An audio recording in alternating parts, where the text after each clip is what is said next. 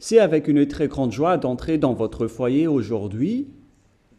Nous sommes arrivés au moment où nous allons écouter ensemble l'enseignement qui porte quel numéro déjà? C'est le numéro 1, notre enseignement d'aujourd'hui. Après une pause assez longue, nous allons avancer dans la suite de l'enseignement. Le titre de l'enseignement d'aujourd'hui concerne le Dieu d'Abraham.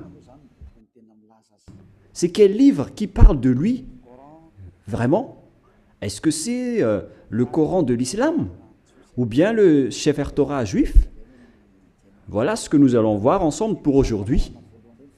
Je précise bien que notre enseignement porte le numéro 1 pour aujourd'hui, c'est-à-dire un nouvel enseignement que nous allons suivre ensemble selon les directives de Yahushua. Gloire éternelle à lui. Premièrement, je réitère mes salutations pour vous qui m'écoutez et je vous souhaite le meilleur pour vous qui suivez déjà la parole et l'enseignement en ce moment. Nous sommes arrivés au moment où nous allons avancer dans cet enseignement numéro 1 pour aujourd'hui, que vous allez suivre avec moi, l'ambassadeur de Yahushua, Ziadia Elia.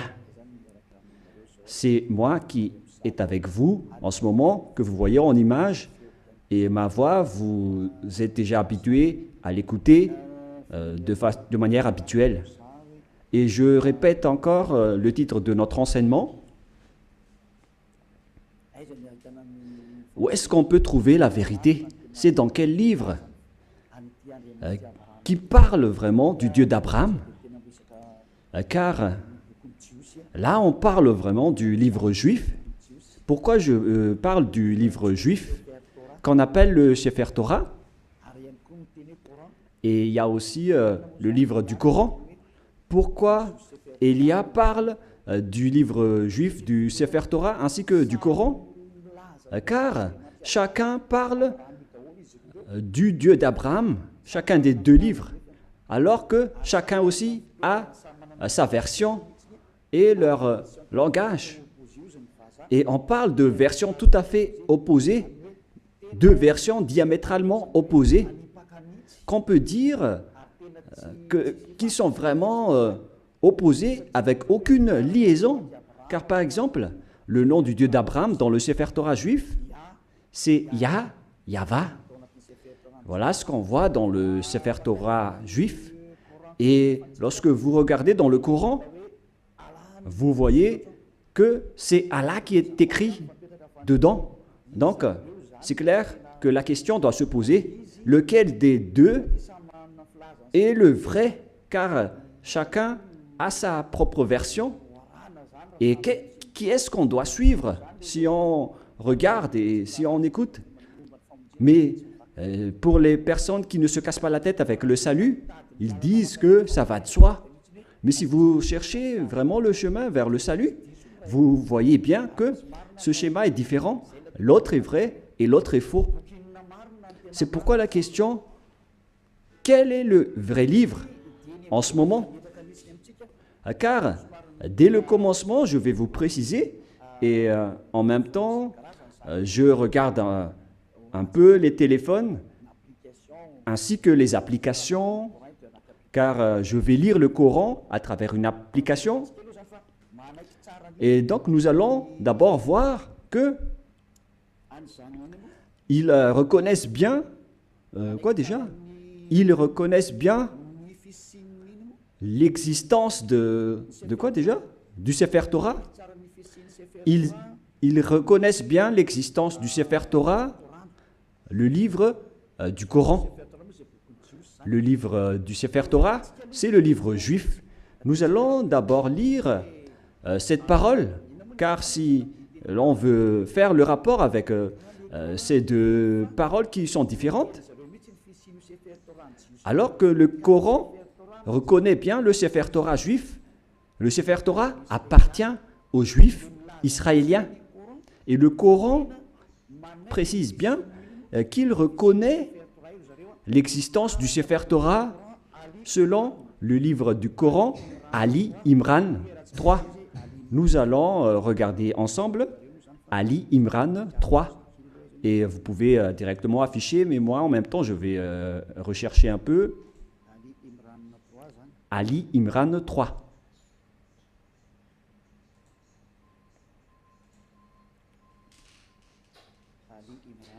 Ali Imran, que vous pouvez déjà afficher, car là, je l'ai retrouvé. Le voilà. Ali Imran 3. Et nous regardons ensemble vers l'écran. Il y a donc une langue arabe et après, il y a la traduction. Il a fait descendre sur toi le livre avec la vérité. Confirmant le livre descendu. Et il fit descendre la Torah et l'Évangile, ce qui prouve que l'islam reconnaît bien que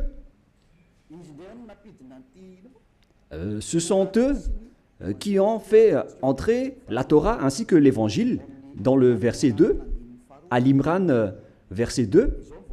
Voilà ce qui est dit. Allah, pas de divinité à part lui. C'est-à-dire qu'il n'y a pas aucun Dieu à part lui, le vivant, celui qui subsiste par lui-même. Nous voyons bien donc qu'il y a deux schémas différents qu'on doit faire connaître aux gens. Où est-ce qu'on doit aller si vous cherchez le salut? Voilà le rôle de Élia. Élia est là pour sauver tous les humains, non pas seulement ceux qui invoquent Jésus ou Jesus, mais tous ceux qui veulent avancer, vous pouvez avancer. Ceux qui veulent rester, vous pouvez rester. Et c'est pareil aussi avec l'appel aux islamistes pour leur demander de regarder la vérité, car votre livre reconnaît bien l'existence du Sefer Torah juif et ils disent que c'est leur Dieu même qui l'a fait entrer. C'est le Dieu de l'islam.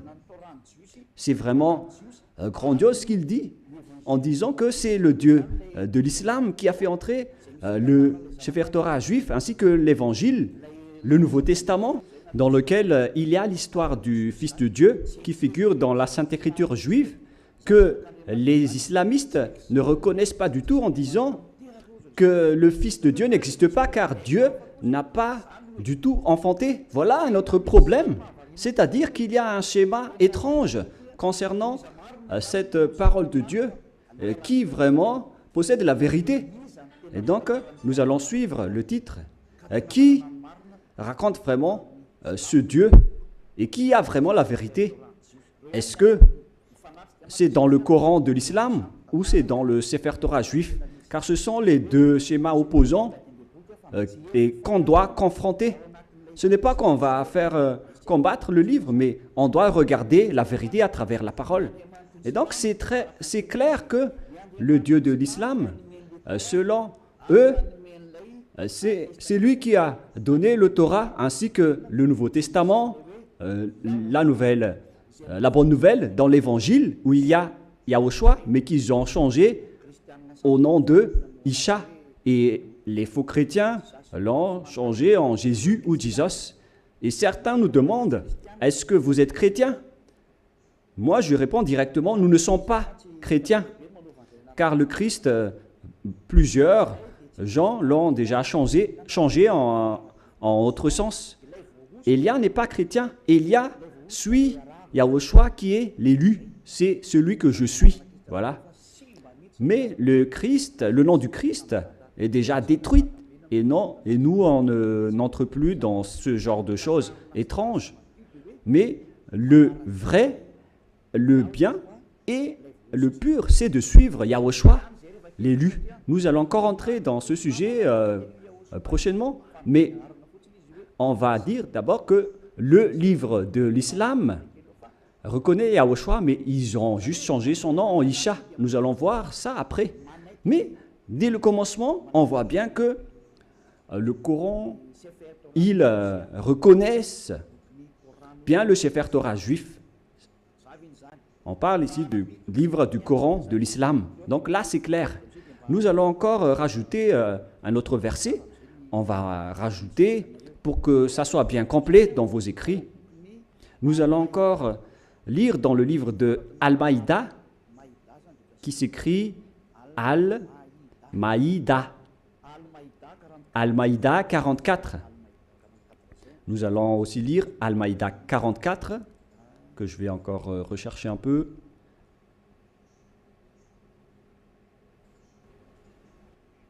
Al-Maïda 44. Al-Maïda 44. C'est-à-dire que c'est écrit en plusieurs paroles que le Torah existe. Mais comment te demanderaient-ils d'être leurs juges quand ils ont avec eux la Torah dans laquelle se trouve le jugement d'Allah? C'est-à-dire, ici la parole précise que c'est dans le Torah qu'il y a le jugement de Allah, c'est-à-dire le Dieu de l'islam. Son jugement réside dans le Torah, dans la Torah. Et donc c'est clair à ce sujet-là que la Torah appartient à Allah, ce qui est étrange déjà. Mais qui est le vrai propriétaire de la Torah? Est-ce que c'est Allah ou bien Yahva?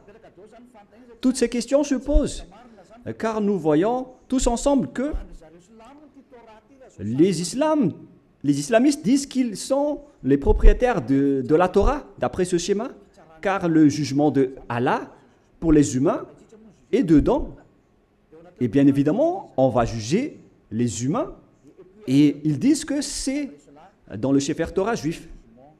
Et puis après cela, ils jettent en jugement, et ces gens-là sont nullement des croyants. Bon, on va laisser ça de côté, mais ici, on voit bien que la parole est très claire en disant que le Dieu Allah Islam est bien dans le Sefer Torah juif, ce qui est déjà étrange. Mais on va voir la vérité. Et malgré cela, nous allons encore regarder d'autres paroles pour bien compléter, pour bien prouver la parole de Élia. Nous allons lire dans Mariam 12. Attendez un peu parce que le livre s'est envolé. Mariam.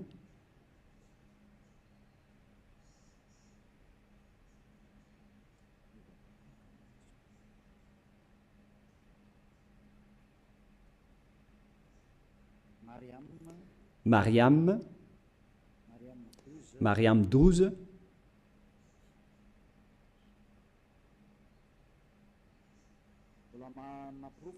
Ce qui, je suis encore en train de donner des preuves. Hein. Allez-y, affichez pour qu'on le lit, les techniciens. Oh Yahya, tiens fermement au livre, la Torah. Nous lui donnâmes la sagesse alors qu'il était enfant. Ici donc, cette personne qu'on parle ici, on lui a dit de bien tenir le livre de la Torah qu'on lui a donné avec la sagesse. On lui a donné la sagesse dès son enfance. C'est-à-dire que c'est bien précisé dans le livre d'Islam, et c'est incontestable qu'ils reconnaissent l'existence du Sefer Torah juif. Alors, si l'on a vu tout cela, maintenant, on va regarder qui est vrai. Est-ce que c'est le Sefer Torah juif qui sont aux Juifs israéliens? Ou bien est-ce que c'est le Coran des Arabes? Lequel est le vrai? Et donc, nous devons revenir aux dates pour regarder la vérité. Quelles sont les paroles concernées ainsi que les dates? Premièrement, la date du Sefer Torah était vers l'année moins 2000. Et d'ailleurs, après, il a été distribué dans le synagogue selon les chercheurs et les historiens de Wikipédia. Vers l'année moins 1000, on a distribué déjà le Sefer Torah dans les synagogues. Voilà ce que les chercheurs ont dévoilé. Et d'ailleurs, les autres chercheurs peuvent penser à cela pour prouver la parole de Élia. Donc ici, on dit que l'existence du Sefer Torah était déjà vers l'année moins 2000. Nous allons donc voir l'histoire du Sefer Torah dans Wikipédia dans les autres encyclopédies humaines. Voilà donc un autre livre que j'ai sélectionné parmi les livres des chercheurs. En fait, ils sont plusieurs, ces chercheurs, qui ont sorti cette déclaration que j'ai extrait de leur livre. C'est dans l'ancien hébreu alphabet chart. Voilà son titre. Ancien alphabet hébreu chart. Le voilà. C'est en hébreu. Voilà les alphabets hébreux. Et il précise les dates. C'est en quelle année sa date de parution. Voilà donc la date. Ça a été utilisé entre moins 2000 avant Yahushua et moins 1000 avant Yahushua. C'est-à-dire que ça a été utilisé avant l'année moins 2000 jusqu'à l'année moins 1000 avant l'an 0. C'est-à-dire que le Sefer Torah juif, selon ce que tout le monde connaît déjà, notamment les savants, ils connaissent tout cela, mais moi j'ai sélectionné spécialement cela dans Ancien Hébreu Recherche Chapter.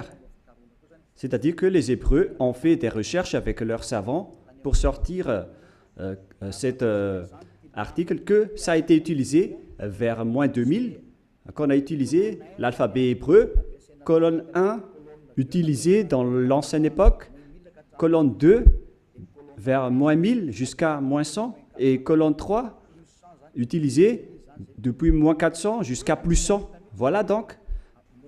Alors, on voit bien que c'était utilisé vers moins 1000 jusqu'à plus 100, mais pas moins 100 pour la deuxième. Ici, on voit clairement que c'est depuis l'année moins 2000 que le Sefer Torah juif a déjà existé. Nous allons encore donner une deuxième preuve, toujours sur Wikipédia. Sur Wikipédia,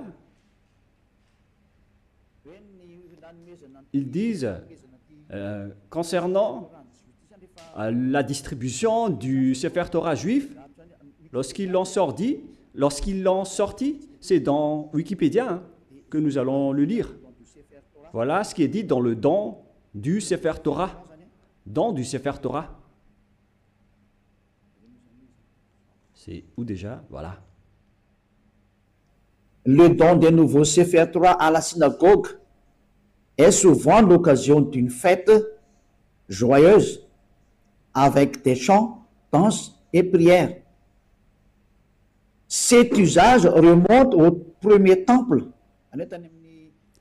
On parle ici à l'époque où le temple de Jérusalem n'était pas encore détruit, vers 1000 avant Yahushua. Mais le vôtre, ce n'est pas cohérent. Voilà. C'est-à-dire que ça a déjà existé depuis l'année moins 1000 concernant la distribution du Sefer Torah dans les synagogues. Les synagogues, ce sont des genres de petites églises. Si on compare avec le royaume de Yahushua, ce sont les VP, les petites églises régionales, etc. Et donc, ils ont distribué le Sefer Torah depuis l'année moins 1000 dans les synagogues. C'est-à-dire, c'est depuis une époque ancienne que le Sefer Torah existait déjà. C'est-à-dire vers l'année moins 1000. Et on a déjà vu aussi qu'il a existé depuis moins 2000. Mais sa distribution dans les synagogues, c'était vers l'année moins 1000 avant l'an 0. Donc là, c'est clair et c'est bien prouvé que le Sefer Torah existait déjà avant l'année 0. Et vers l'année moins 1000, on l'a distribué dans les petites synagogues, dans les petites églises. C'est incontestable alors qu'il est très ancien. Et nous allons ensuite regarder concernant le Coran de l'islam. Et si je vous dis tout ça, c'est par amour pour vous les humains, avant votre anéantissement. Elia vous dit de vous retourner. Il n'y a plus rien à faire pour votre terre. Sa destruction est arrivée.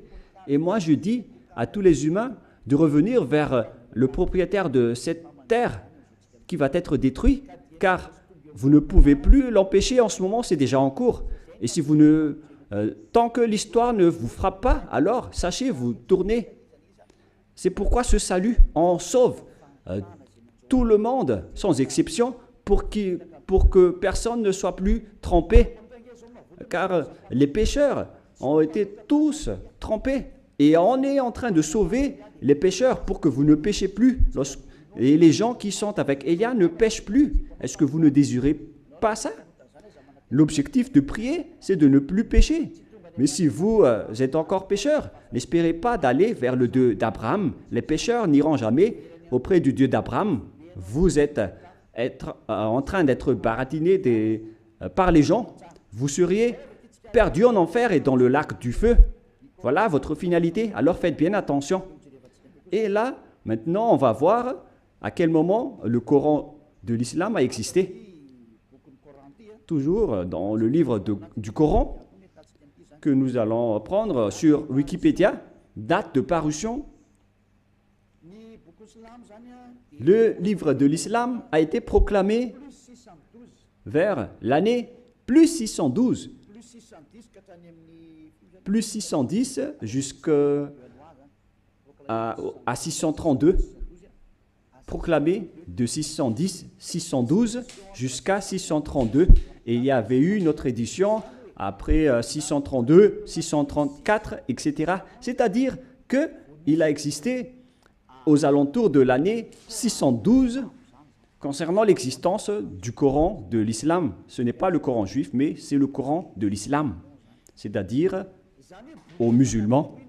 Donc, il s'agit d'un livre récent qui est différent du livre juif. C'est vraiment un livre différent. C'est pourquoi le nom de leur Dieu n'est pas pareil que le nom du Dieu juif. Le nom du Dieu juif qui est Yahweh et le nom du Dieu de l'islam, c'est Allah. Alors, lequel on doit choisir?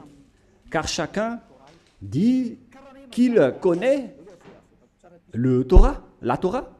Et si vous avez vu cette date, bon, donc moi je vais bien le montrer pour démontrer l'originalité de l'histoire du Coran. Et il y a encore plusieurs histoires, mais on va voir un peu en bas les paroles divines, les créations musulmanes, etc.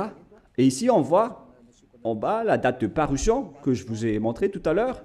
Date de parution proclamée de 610 à 612 jusqu'à 632. C'est-à-dire vers l'année 610. Voilà l'existence du Coran. C'est incontestable. Tout le monde le connaît. La question qui se pose, si on veut regarder la vérité sans favoritisme, si on veut voir la vérité sans favoritisme, qu'est-ce qu'on doit suivre? Qui est-ce qu'on doit suivre? Car les deux livres parlent du Dieu d'Abraham et ils reconnaissent tous le Dieu d'Abraham. Et lorsqu'on a regardé les dates, la date du Sefer Torah était vers l'année moins 2000, son existence. Et vers l'année moins 1000, sur Wikipédia, c'est prouvé qu'il a été distribué le Sefer Torah, on l'a distribué dans les petites synagogues. C'est-à-dire qu'il s'agit d'un livre très ancien, le Sefer Torah. C'est lui qui a conservé les anciennes paroles. Et donc, si on regarde bien, qu'est-ce qu'on doit prendre? Est-ce que vous allez prendre le livre qui était né vers plus 600 de l'islam? Est-ce que c'est là qu'on doit voir la vérité sur le Dieu d'Abraham, ou bien vers celui qui était vers moins 2000? Et sans hésitation, sans favoritisme, tout le monde doit dire qu'on doit voir dans le livre qui existait vers moins 2000, qui a conservé toute la vérité. Voilà la vérité. Lorsque vous regardez l'originalité, il faut regarder le plus ancien. Si l'on prend l'exemple d'un problème foncier, on doit avoir la source de la situation juridique au tribunal, on doit voir l'authenticité, le plus authentique, le plus ancien. Et donc, c'est clair que c'est celui qui possède le plus ancien dossier qui est le propriétaire du terrain, mais pas celui qui est venu récemment. Voilà donc pour prouver la vérité qui est incontestable, même pas un tout petit peu. Voilà la question qui se pose. Qui a eu tort? Et nous allons d'abord préciser ce schéma qui est en cours. Et qui a écrit le livre du Sefer Torah d'abord? Car nous voyons bien que celui qui a écrit le livre du Coran, c'est un arabe. Et il ne peut pas nier cela. Mais celui qui a écrit le Sefer Torah juif, c'est Moshe. C'est Moshe qui l'a écrit. Et c'est justement ça qu'on va regarder en disant, est-ce que le Coran reconnaît Moshe et accepte Moshe? Voilà ce qu'on va regarder. Allons-y. Il accepte Moshe. Il accepte Moshe car c'est Moshe qui l'a écrit. C'est dans Exode 24. Quel verset déjà?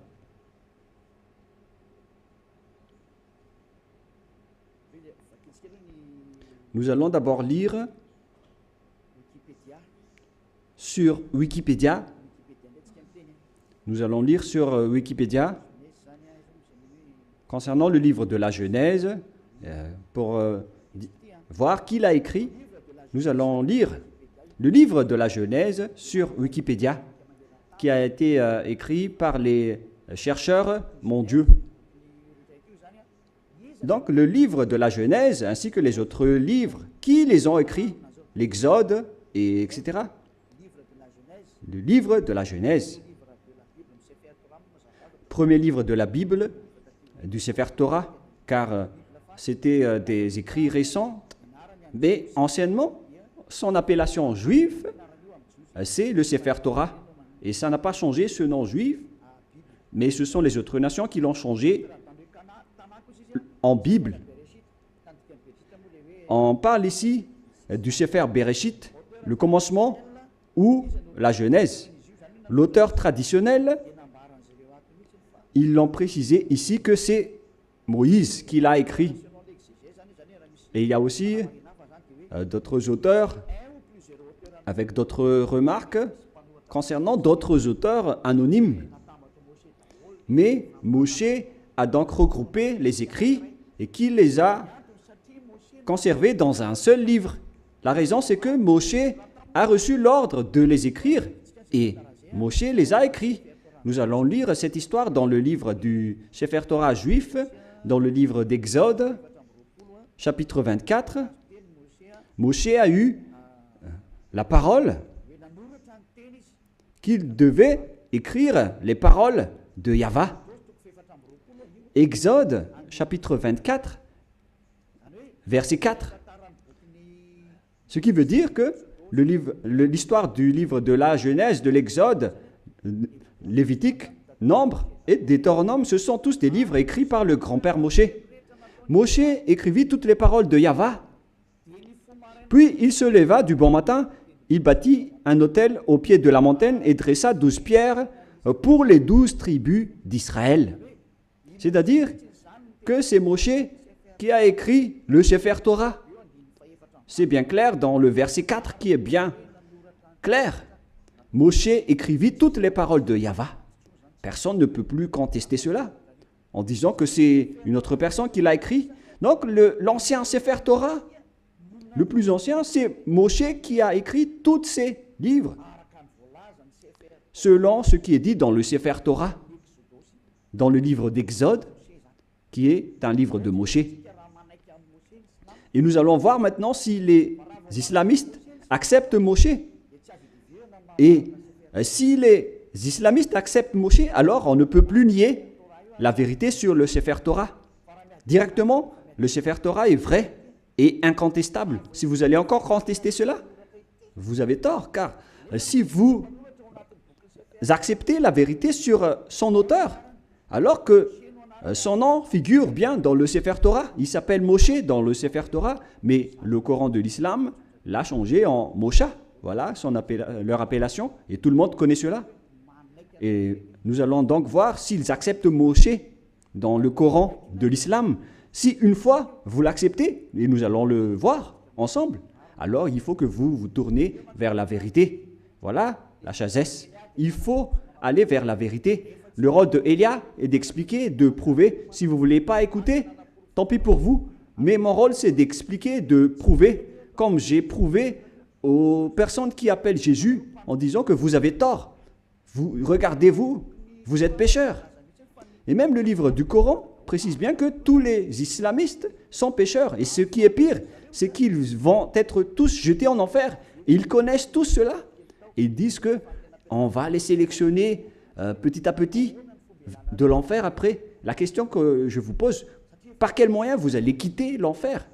Car c'est écrit dans votre livre, ma venue, c'est de sauver les humains sans exception. Voilà le grand amour. C'est sauver tout le monde en tant qu'humain. Comment vous allez échapper à l'enfer? Par quelle solution? Et ne répondez pas bêtement. Il faut donner une vraie solution. Car dans votre livre, il est également écrit que vous n'avez pas le pouvoir de purifier ou de rendre parfaite une personne.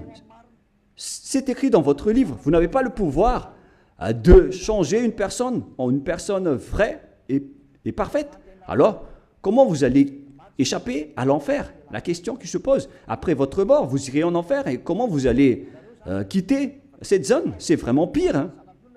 Je ne sais pas si vous avez déjà entendu cela, mais lorsqu'on discute avec les gens, ils acceptent que c'est vrai. Et lorsqu'on les pose la question, comment vous allez échapper à cela? Et après, ils donnent des réponses bêtes. Si vous êtes en enfer, alors vous êtes méchant, vous êtes puni. C'est là que les adultères, les voleurs, les idolâtres, ils vont être jetés en enfer et dans le lac de feu et de soufre. Mais dans le livre de Sefer Torah juif, il est dit que si quelqu'un est jeté là-bas, il ne pourrait plus y échapper. Souvenez-vous bien de cela. Donc, on va voir maintenant que est-ce que le Coran accepte Moshe ou Moïse pour les catholiques romains et les protestants. Pour les protestants, Moshe. Pour le Sefer Torah original, c'est Moshe. Et pour le Coran de l'islam, c'est Mosha, mais c'est le même. Nous allons donc chercher cette parole. Est-ce que le Coran accepte les prophètes? Voilà ce qu'on va lire en premier. Et nous allons bien lire que les islamistes acceptent les prophètes dans le livre d'Al-Baqarah 39. Nous allons devoir préciser un peu la recherche sur Al-Baqarah 39. Veuillez patienter un tout petit peu car je suis en train de rechercher. Al-Baqarah. Quel verset déjà? Quel chapitre? 39, 36, 37, 38, 39.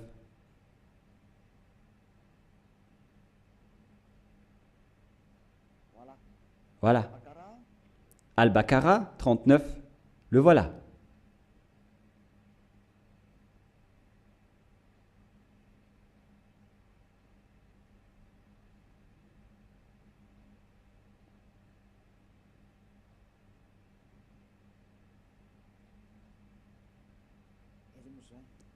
Où il est passé déjà?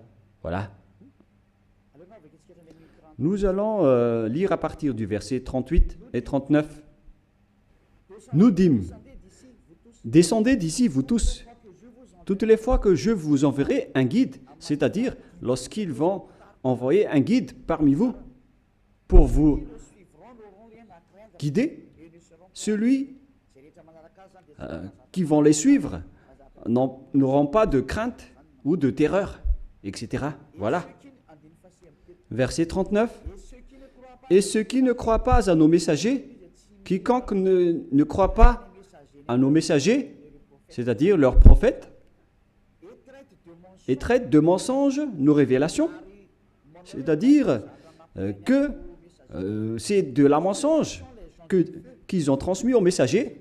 Ce sont des gens du feu, ceux qui contredisent nos prophètes, où ils demeureront éternellement. Donc, s'ils n'acceptent pas les prophètes, la parole des prophètes, vous allez être mort en enfer à jamais. C'est-à-dire qu'on doit accepter les paroles des prophètes. Alors, on sait bien tous qu'il n'y a pas de prophète plus ancien que Moshe, notamment en termes de prophète israélien. Et nous allons voir à propos de ce schéma. Voilà, premièrement. Et nous allons encore regarder dans Al-Baqarah 98. Al-Baqarah 98, qu'est-ce qui est dit ici? Nous allons avancer petit à petit. Voilà. Al-Baqarah 98. Al-Baqarah, voilà. 98. Dit, quiconque est ennemi d'Allah, il s'agit de leur Dieu, de ses anges et de ses messagers, jusqu'à ses messagers, de Gabriel et de Michaël. Vous voyez bien qu'il y a le terme Gabriel et Michaël qui se trouve dans le livre de Sefer Torah également. Allah sera son ennemi, c'est-à-dire que Allah sera leur ennemi, car Allah, le Dieu de l'islam, il est l'ennemi des infidèles. C'est-à-dire, on doit accepter les paroles des messagers ou des prophètes, sinon vous serez un ennemi de ce Dieu. C'est clair alors qu'on va voir que est-ce que Moshe est un prophète dans le livre du Coran? Mais si Moshe est un prophète, alors les paroles de Moshe doivent être acceptées par les islamistes, car Moshe est le premier prophète. Et eux, ils reconnaissent le livre de la Torah. Et Moshe se trouve dans la Torah et pas ailleurs. Nous allons également voir une autre parole, toujours dans Al-Baqarah, mais dans le chapitre 253. C'est un peu loin, ce chapitre 253. C'est encore loin.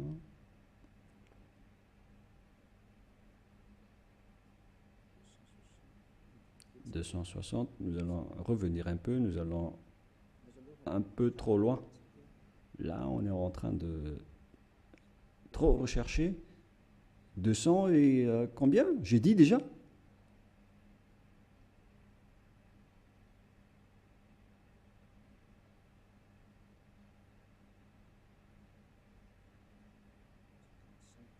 55, 54, 53, voilà. Écoutez bien ceci. Parmi ces messagers, nous avons favorisé certains par rapport à d'autres. Il en est à qui Allah a parlé. C'est-à-dire, parmi les prophètes et les messagers, il y a des hauts gradés par rapport aux autres.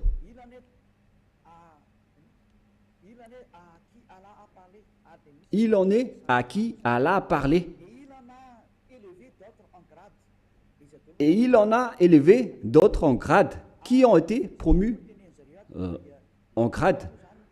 Ils disent Jésus ici, mais à vrai dire, c'est Yahushua. Vous voyez le changement des noms. Et les islamistes parlent de Isha. Donc, Yahushua, fils de Marie ou de Maria.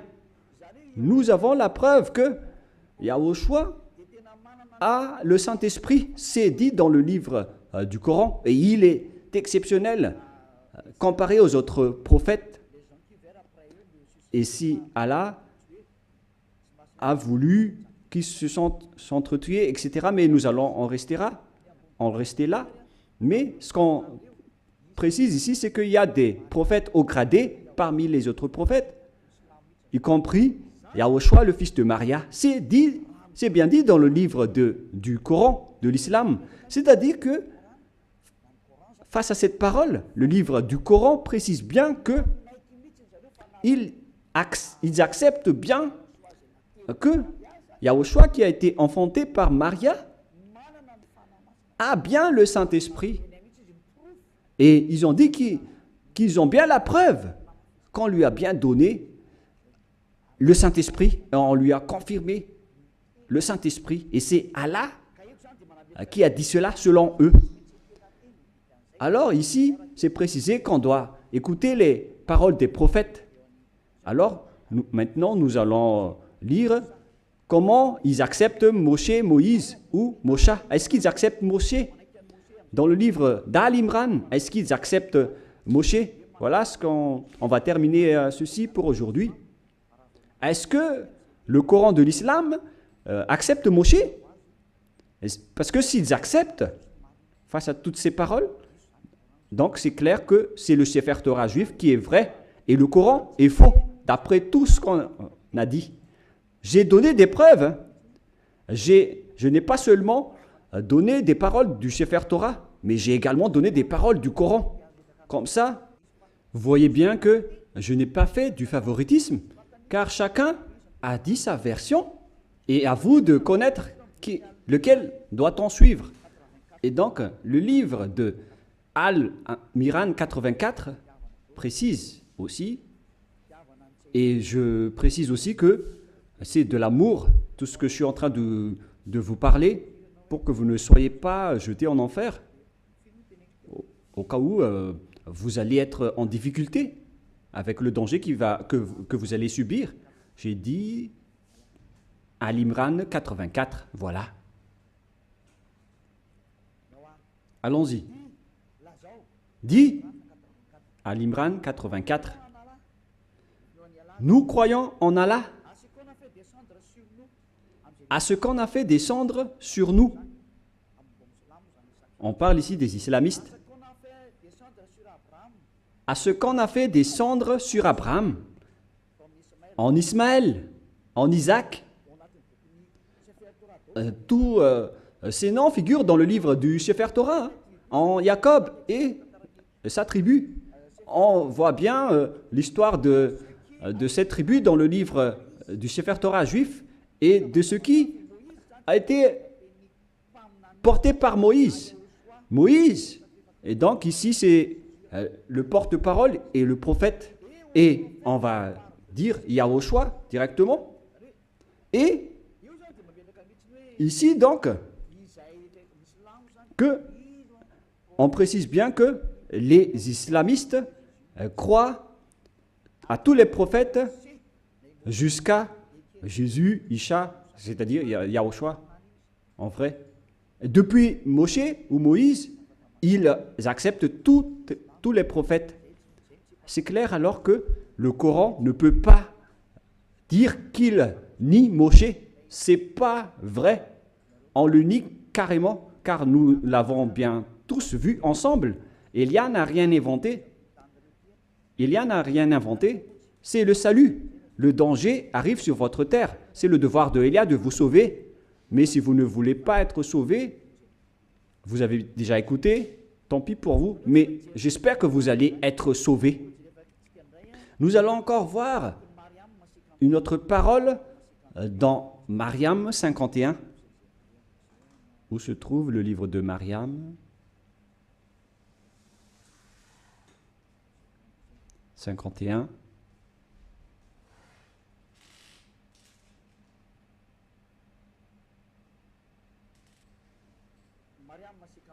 Mariam 51. Et mentionne dans le livre de Moïse ou Moshe, c'était vraiment un élu. Et c'était un messager. Et un prophète. Les islamistes exigent bien et précisent qu'il faut bien marquer que Moïse ou Moshe c'était vraiment un élu. Il faut bien donc marquer dans le livre de l'islam que Moïse ou Moshe ou Mosha, c'est un élu, c'est un porte-parole et c'est un vrai prophète, messager. Voilà. Il est également en même temps un élu, il a été choisi. C'est vraiment un élu. C'est un homme élu, alors ne le négligez pas. Voilà ce que ça veut dire. Vous voyez maintenant que les islamistes ne doivent plus nier. Car c'est bien dans leur Coran la vérité de Moshe. Et qu'est-ce que Moshe a dit? Car c'est Moshe qui va nous dire que c'est lui qui a écrit le livre de la Genèse. Nous allons aussi voir cette parole. Donc c'est clair que vous ne devez plus nier cela en disant qu'il y a des fausses paroles. Pourquoi vous allez contredire la parole de Moshe? Car la parole de Moshe est vraie et ça a déjà existé vers moins 1500. Comment vous allez encore pouvoir le nier? Vous voyez bien que c'est impossible. Directement, vous allez nier votre propre parole si vous niez les paroles de Moshe. C'est clair, donc vous devez revenir vers le Sefer Torah juif si vous voulez être sauvé. Si vous ne voulez pas revenir là-bas, alors là, vous êtes frappé par votre propre parole. Je n'ai rien inventé. Lisez bien la parole. Il faut que nous allons encore rajouter une autre parole pour prouver dans Al-Baqarah 51. Al-Baqarah 51, nous allons lire.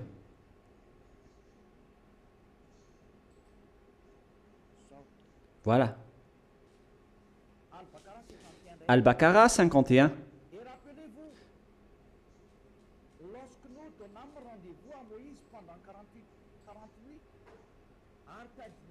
Et rappelez-vous que lorsque nous avons donné rendez-vous à Moshe pendant 40 nuits, lorsqu'il était allé sur la montagne, puis en son absence, vous avez pris le veau. Il se tourne ici vers les Israéliens que, en l'absence de Moshe, vous avez pris le veau pour idole, c'est-à-dire un statut idole, et vous étiez injuste à l'égard de vous-même en adorant autre qu'Allah. Et donc, vous avez adoré un bœuf qui est injuste devant le Dieu de l'islam qu'ils appellent Allah. Vous voyez bien qu'on parle ici d'un sujet juif. Donc, les islamistes acceptent que Moshe était bien monté sur la montagne, alors qu'on voit cette histoire dans le Sefer Torah juif qui existait déjà vers moins 1500, qui est bien loin comparé au livre du Coran qui a existé vers plus 600. Les dates ne sont pas vraiment ne sont pas du tout proches. Et si on écoute tout cela, on doit bien penser, est-ce que on doit nier encore le Sefer Torah juif et pour confirmer que les paroles de Moshe sont incontestables? C'est le livre de Coran qui le dit. Je n'ai rien inventé. Nous allons encore regarder une autre dernière parole dans le livre de An-Nisha 163. An-Nisha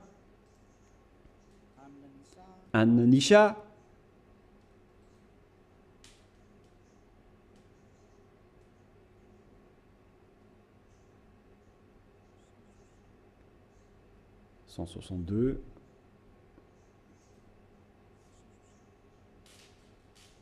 Là, c'est 160 et combien?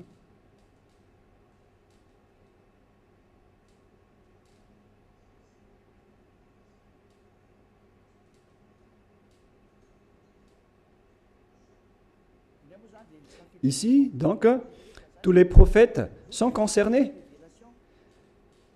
Nous t'avons fait une révélation, comme film à Noé. Nous t'avons fait une révélation, comme à l'époque de Noé. Noé, on sait tous qu'il existe dans le Sefer Torah juif, à tous les prophètes. Nous allons faire une révélation en Abraham, en Ismaël, à Isaac, en Jacob. ainsi à toutes les tribus, jusqu'à Yahushua, Job, Jonah, Aaron, jusqu'à Solomon. Et nous avons donné le Zabour à David. Le Zabour, c'est le livre de psaumes. C'est-à-dire que même le Coran de l'islam reconnaît et accepte le Zabour ou psaume. Z-A-B-O-U-R. Les islamistes acceptent le livre de Solomon, le livre d'Aaron, le livre de Jonas, prophète, le livre de Job, le livre de Yahushua. Alors que toutes ces histoires, on les voit dans le Sefer Torah juif vers l'année moins 2000, jusqu'à moins 1500. On a vu jusqu'à moins 1000. On a vu toute cette histoire. Donc, le Coran de l'islam accepte le Sefer Torah juif. Qu'est-ce qui est dit par le grand prophète dedans? L'élu qui n'est autre que Moshe. Moshe a dit que c'est moi qui ai écrit le livre du Sefer Torah. Et nous allons revenir à ce que je vous ai donné tout à l'heure dans Exode 24, 4. Moshe dit ici dans Exode 24, 4. Moshe écrivit toutes les paroles de Yahva.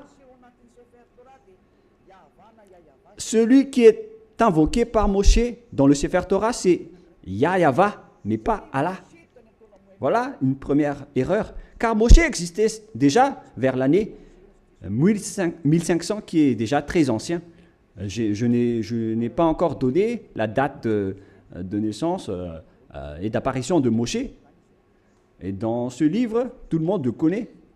Ce n'est pas une nouvelle chose pour vous. Voilà donc l'histoire de Moshe, le Moïse historique comme titre. On parle de l'histoire de Moshe selon les chercheurs. Par conséquent, nous allons lire directement.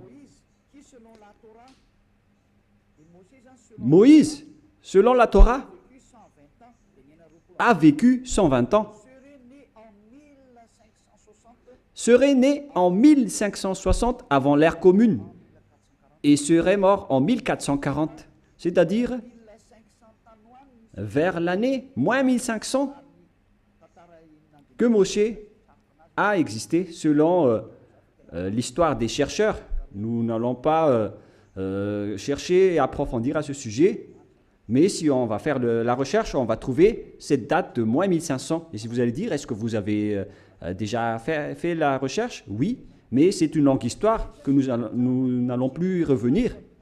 Mais là, on voit bien que Moshe était déjà né avant tous les prophètes arabes, car selon eux, c'est dans le Sefer Torah que tout a été dit. Et le Sefer Torah a été écrit par Moshe. Et lorsque Moshe l'a écrit, il a dit, vous ne pouvez pas ajouter ou retrancher les paroles. Faites attention car ce sont les ordonnances de votre Dieu, le Dieu des Juifs. Et le Dieu de Moshe, il a bien expliqué que le Dieu de Moshe, vers moins 1500, et le Dieu d'Abraham, vers moins 2000, c'est bien clair que leur Dieu, c'est Yahva, qui est écrit dans le Sefer Torah. Nous allons donc lire la parole de Dieu, la parole de Moshe, dans le Sefer Torah juif, qui a dit qu'il ne faut pas ajouter ou retrancher les paroles. Deutéronome 4.2, c'est un livre de Moshe. Et Moshe est l'élu, le prophète et le messager. Alors il ne faut pas s'opposer aux paroles de Moshe. Nous allons lire Deutéronome 4, Deutéronome chapitre 4, excusez-moi, versets 1 et 2.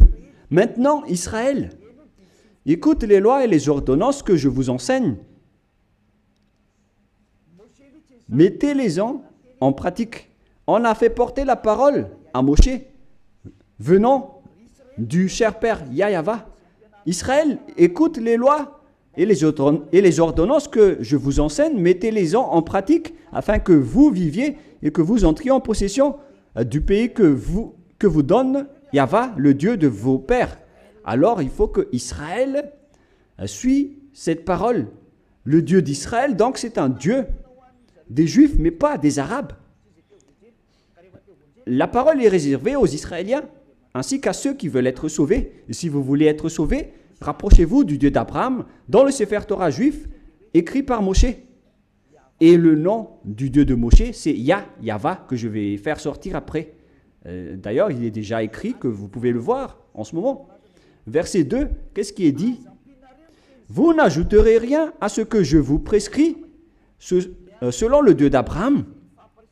Le Dieu d'Abraham qui a discuté avec Moshe, et qui l'a ordonné. Et après, Moshe a dit, dans le Sefer Torah, que les islamistes acceptent l'existence. Le Sefer Torah précise bien que vous devez observer les lois de Yahva, votre Dieu. Et donc, vous n'ajouterez rien. Et vous n'en retranchez rien aux paroles. Voilà ce qui est dit par le Dieu de Moshe. C'est-à-dire que toutes les paroles écrites par Moshe depuis le livre de la Genèse.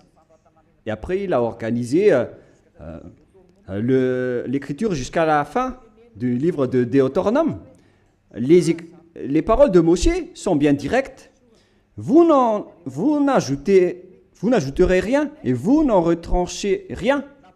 Alors, vous ne pouvez pas dire que c'est un livre ancien et obsolète qu'on ne doit plus écouter, ou que c'est un ancien prophète qu'on ne doit plus écouter. Sachez qu'il est interdit par la parole du Dieu qui a discuté avec Moshe dans le Sefer Torah juif. Il a dit, ne rajoutez rien et ne retranchez rien. Donc, tous ceux qui ont changé le Sefer Torah juif ont tous tort. Ceux qui ont changé ce livre sont coupables devant ce Dieu de Moshe, car il ne faut rien rajouter ou retrancher aux paroles. Alors que chacun réfléchisse. Qui a fait l'erreur? Qui a fait la faute? Ce n'est pas du tout Élia. Je vous ai donné la preuve.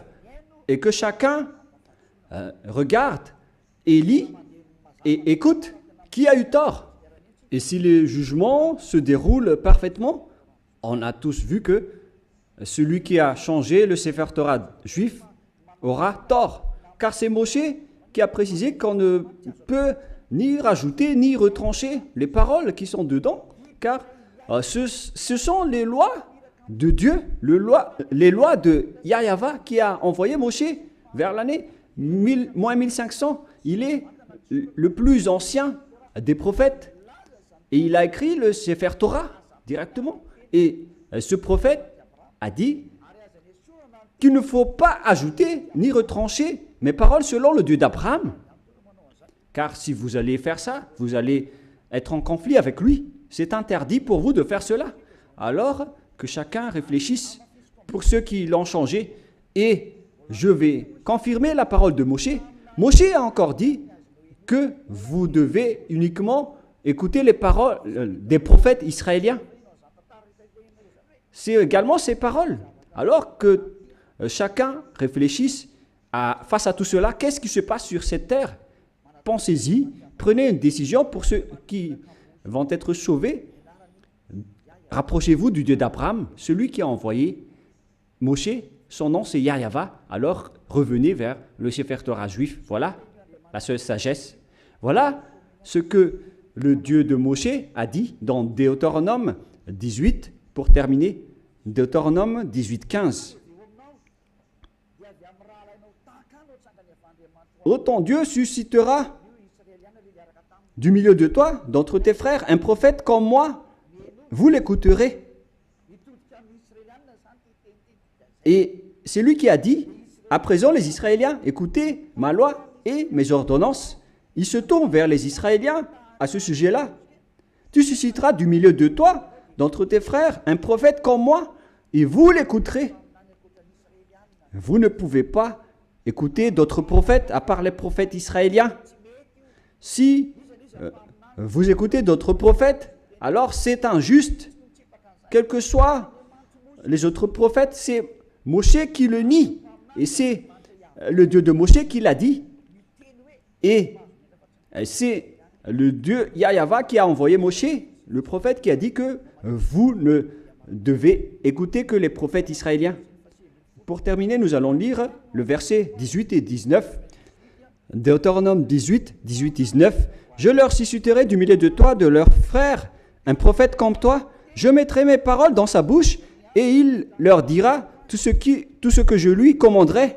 Et si quelqu'un n'écoute pas mes paroles qu'il dira en mon nom, c'est moi qui lui en demanderai compte. Selon ce Dieu d'Abraham, c'est le Dieu d'Abraham qui a déclaré que quiconque n'écoute pas ma parole, je vais les juger. Qu'est-ce qu'il a dit?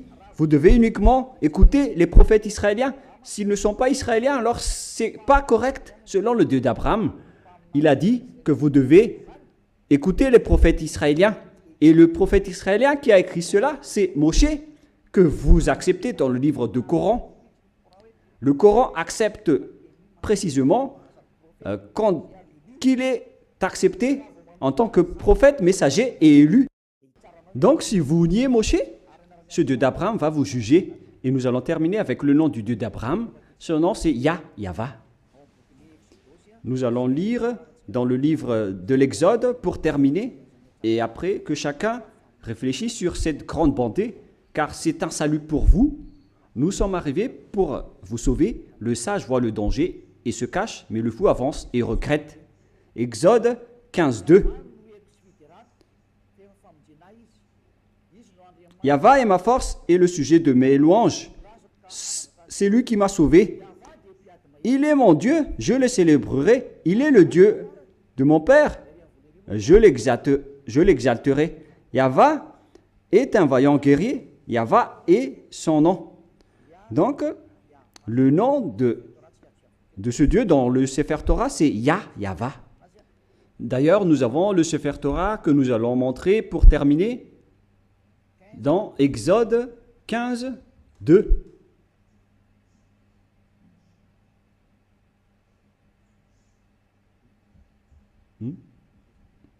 Qu'est-ce qui se passe?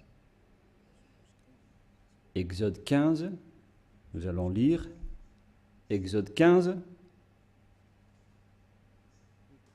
Voilà. Exode 15, 2. En hébreu, il est dit ici que Avzi Vzimrat Yah. Yah, c'est le nom de Dieu. Vaili, Ilishua, Evanvehu, Elohe, Ali, Varuminu. C'est Yah qui est son nom depuis le début. Et deuxièmement, Yahva, Ishmishchama, Yahva Shmo. Alors, ça veut dire Yahva, mais ils n'ont pas complété la parole, mais je l'ai déjà enseigné. Mais maintenant, nous allons revenir avec la version française, parce que là, c'est en hébreu qu'on ne peut pas comprendre. C'est dans Exode 15, 3. Yahva est un vaillant guerrier. Yahva est son nom. Et le nom du Dieu invoqué par Abraham et par Moshe dans le Sefer Torah juif, que le Coran accepte, qui existait vers moins 2000 et moins 1500. Il précise que le nom de ce Dieu d'Abraham qu'ils ont appelé à eux deux, Abraham et Moshe, le nom de ce Dieu, c'est Yahva. Et donc, si vous ne suivez pas cela, imaginez et pensez que vous avez fait une grosse erreur. Si vous mourrez dans cette situation, vous irez en enfer. Écoutez ma parole, c'est de l'amour, ce n'est pas de la diffamation, c'est de la preuve pour la parole. Le sage voit le danger et se cache, mais le fou avance et le regrette. J'espère que vous tous qui m'avez écouté, vous allez vous tourner vers la vérité, le Dieu d'Abraham, le Dieu de Moshe qui est incontestable.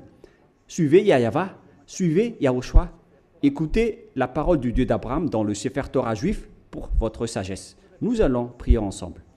Merci infiniment, Père Yahva, pour toutes ces paroles. J'ai fait connaître à tout le monde entier ta vérité. Je les ai donné la preuve concernant ta vérité, ainsi que l'injustice que les gens ont pratiquée jusqu'à maintenant. Elia te demande d'ouvrir la raison des gens pour qu'ils se repentissent et pour être guéris.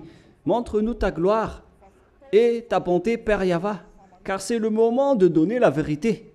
C'est la dernière heure, le dernier moment pour faire revenir la raison des gens, pour se tourner vers toi. Le sage voit le danger et se cache, mais le fou avance et le regrette. Père Yahva, la gloire éternelle est uniquement à toi. On va faire revenir vers toi ta gloire ton respect et ta vérité. Voilà la mission que tu as confiée à Elia. Gloire éternelle à toi, Père Yahva. Et au nom de toi, Yahushua. Alléluia. Amen. Je vous souhaite à tous d'être bénis par Yahushua et à notre prochain rendez-vous. Au revoir.